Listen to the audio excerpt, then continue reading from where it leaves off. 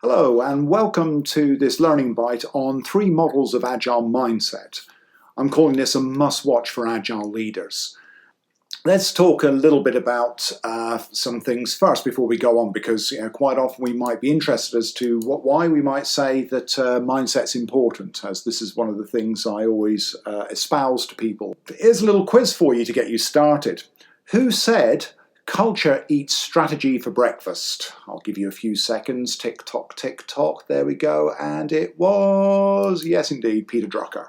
So Peter Drucker, that's a great comment, and it's always one that's stuck with me through my career as a leadership development professional, agile coach, leadership coach, call me what you will. But this is something that people very often don't get their heads around too well. They have to understand that culture is extremely important in any organization, and it really does trump strategy. And strategy is the one thing that I know that a lot of the consultancies out there try to sell organizations on, especially strategic type consultancies, like the McKinseys of this world. But yet culture is the thing that underlies it all. So it's an interesting thing to talk about culture from the perspective of leadership and culture from the perspective of mindset, because here's another one for you, another quiz. Who said this? Mindset informs culture. Tick tock, tick tock. Come on, can you guess who said this? Can you remember what famous management guru might have said this?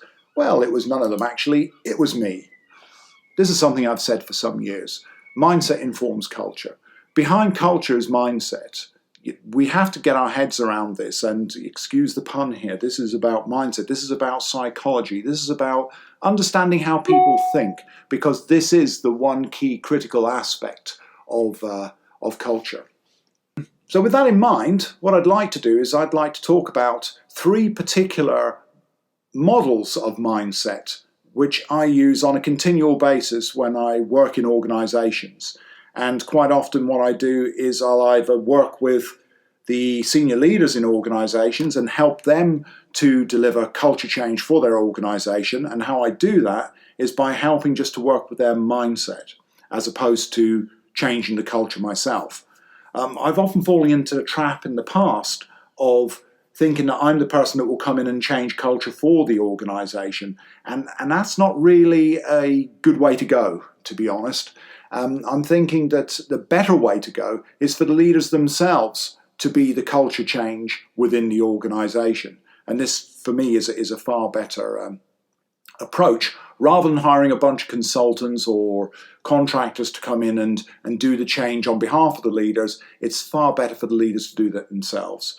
And using the principle of obliquity, rather than talk about culture change, I'll talk to leaders about their mindset change and how they can evolve their mindset from going from where they are now to where they need to be, to have the mindset that will properly and appropriately create the culture that they want. So 3 models of mindset that I'll share, and I'm going to spread this over 3 YouTube videos just like this one, because I want to keep them short and brief and to the point.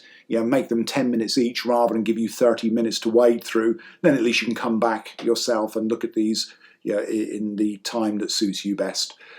But in terms of these 3 models of Agile Mindset, there's a couple of things about these. I personally feel that every coach should know these. So if you're a leader and you're looking to hire coaches, I'd ask them to express to you what it is their underlying models of psychology that help them inform how they're going to shift mindset within the organization.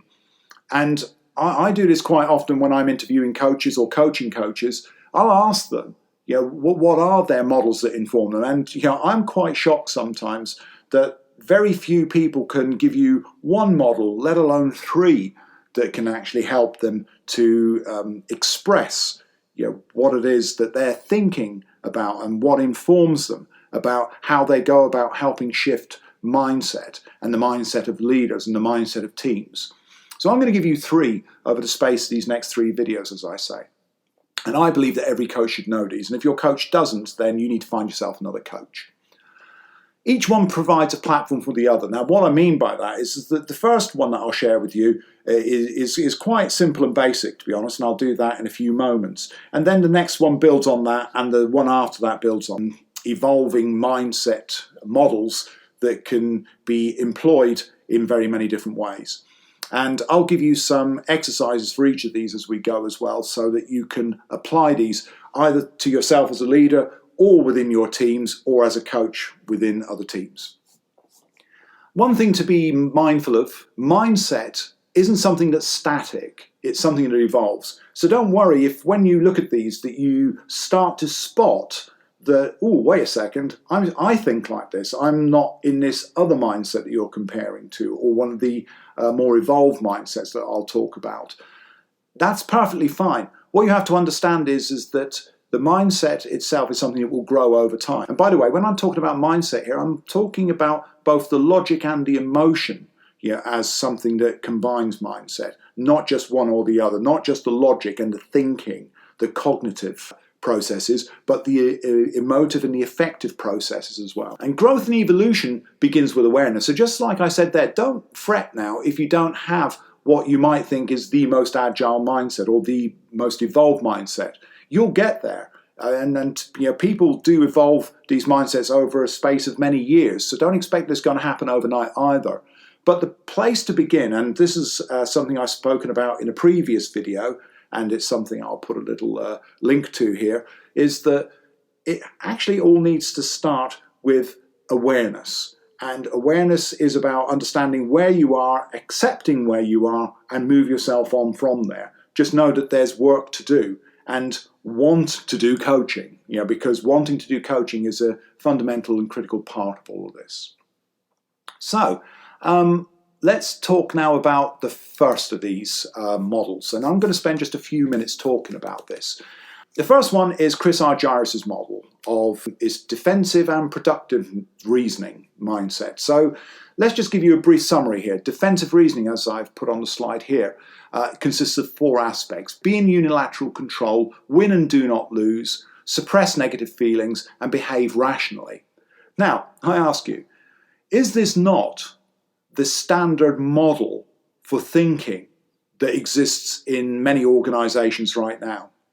Because I know that when I go into organizations, quite often when I'm interviewing people doing what I call my health checks or assessments, quite often this mindset seems to be the rather more pervasive one.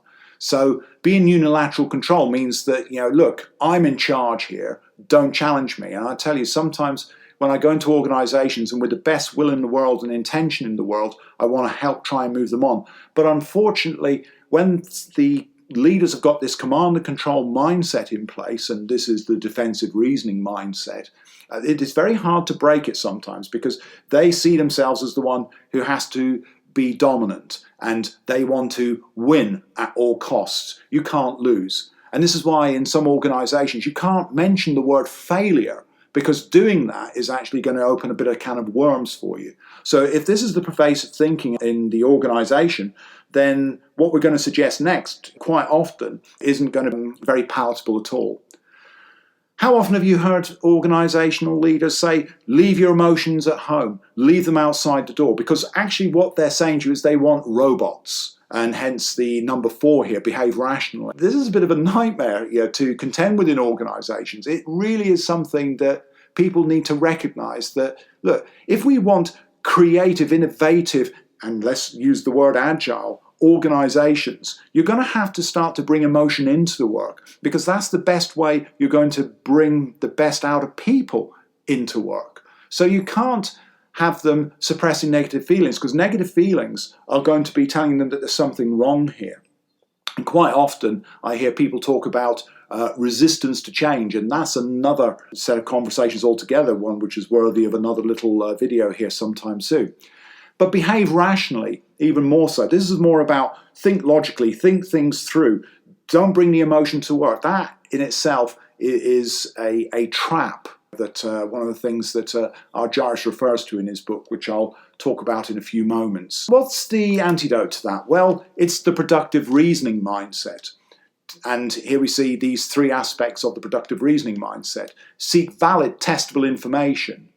create informed choice, and monitor vigilantly to detect and correct error. To all intents and purposes, is exactly what we call the Agile mindset.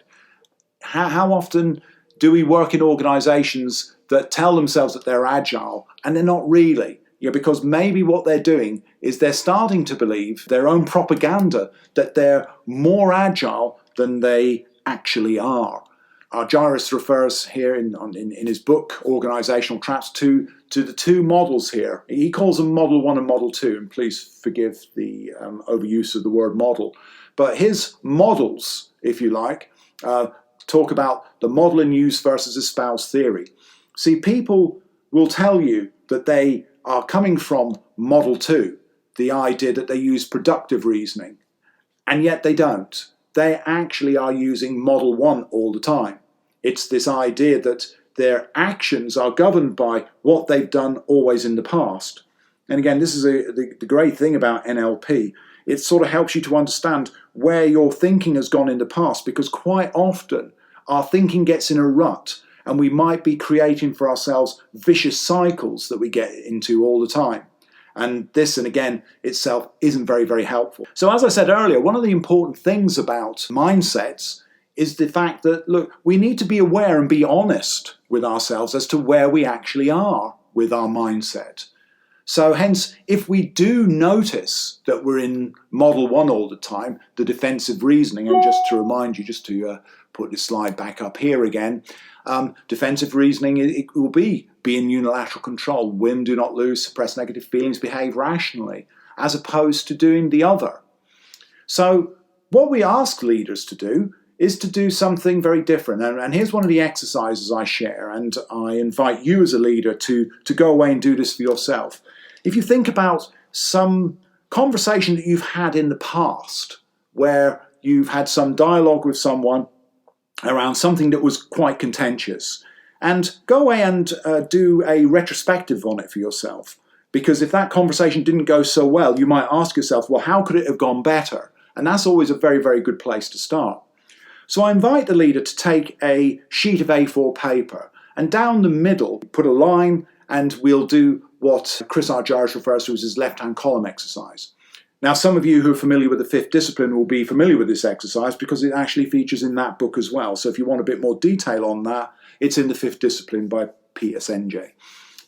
So on the one side, you do thoughts and feelings, and these are the thoughts and feelings that the leader hasn't expressed overtly in the conversation, but things he would have been thinking or she would have been thinking at that time, but not actually communicating them. Whereas actually what we know about human dynamics and how people think is it's very hard to actually keep things undercover. So it's hard to not communicate these things. But at least let's for the moment pretend that we haven't communicated them because they'd have been in the mind of the leader. So hence, I always invite people to start with the right-hand column, start writing down the dialogue, what is said overtly and communicated to the other, and then write on the left-hand column what you might have been thinking or feeling at the time.